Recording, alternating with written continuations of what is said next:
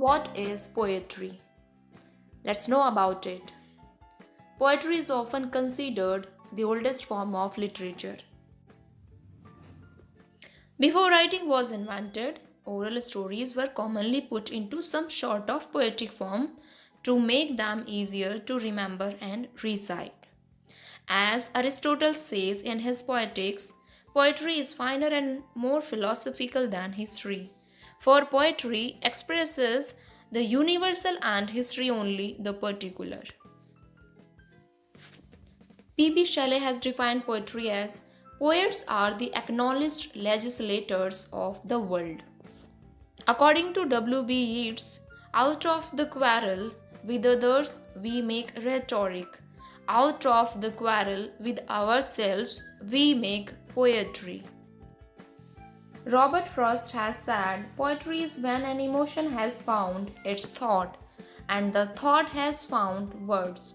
A poem begins in delight and ends in wisdom.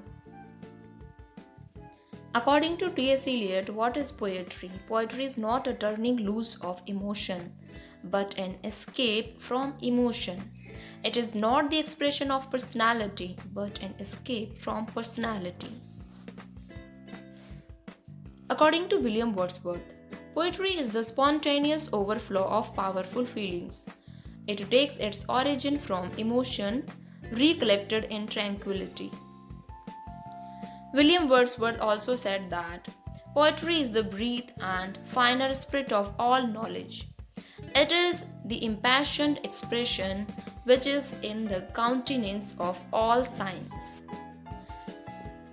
William Shakespeare has said that the poet's eye in a fine frenzy rolling doth glance from heaven to from earth to heaven, and as imagination bodies forth the forms of things unknown, the poet's pen turns them to shape and gives every nothing a local habitation and a name.